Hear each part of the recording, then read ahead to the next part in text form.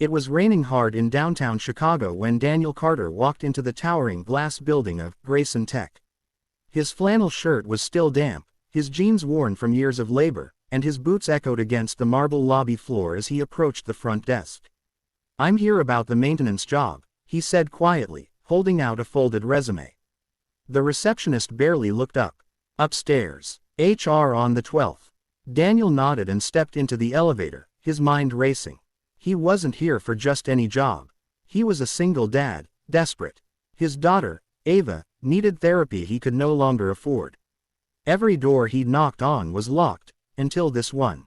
Meanwhile, on the 18th floor, Elena Grayson, daughter of tech billionaire Victoria Grayson, sat silently in her wheelchair, staring out at the rain-streaked windows. 6 months ago, an accident had changed everything. One reckless driver, one split-second collision, and her legs no longer moved. Neither did her spirit. Victoria, usually a force of nature, had been shattered watching her once vibrant daughter shrink into silence. No therapy had worked, no specialist, no surgeon, no amount of money had brought back the light in Elena's eyes.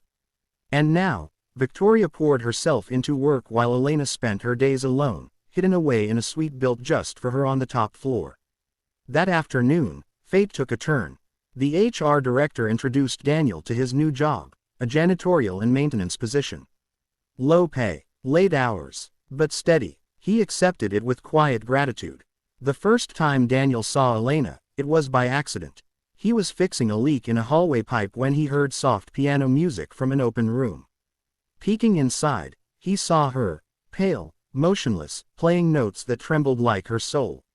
He didn't say anything that day. He just stood in the hallway until the music stopped. But the next evening, he brought Ava with him. She had nowhere else to go, and he couldn't afford a sitter.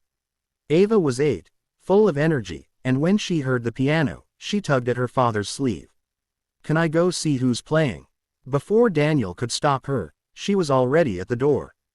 "Hi," Ava said, standing in front of Elena's wheelchair with the openness only a child could carry. "You play really pretty." Elena blinked in surprise. "Thanks," she said softly. "I can play too." "Well, kind of. Daddy taught me," Ava grinned. "He used to play in church." Daniel rushed to apologize, but Elena surprised him with a tiny smile. "She can stay, if she wants." It became a ritual. Every evening, Daniel cleaned. Ava and Elena talked, played, laughed. Sometimes, Ava brought crayons. Other times, Elena helped her write little songs. Daniel never expected anything from it. He just watched from the sidelines as his daughter did what no specialist could. She made Elena feel human again. And slowly, things began to change. Elena started sitting up straighter. Her laughter returned. She asked to be wheeled to the company garden. She even convinced her mother to let Ava and Daniel visit during the day. Victoria was skeptical at first. A billionaire CEO, guarded and sharp.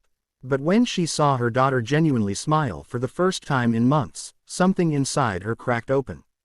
"Who are you?" she asked Daniel one day in the garden.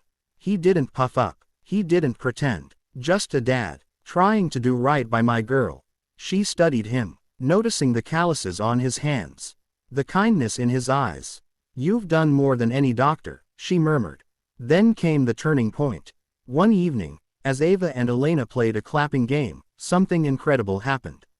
"I felt that," Elena whispered.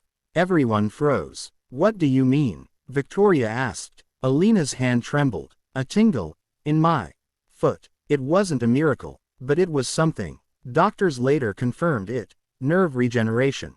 Slow, barely measurable, but real. Her therapist said her emotional re-engagement, her joy, had changed her brain's chemistry.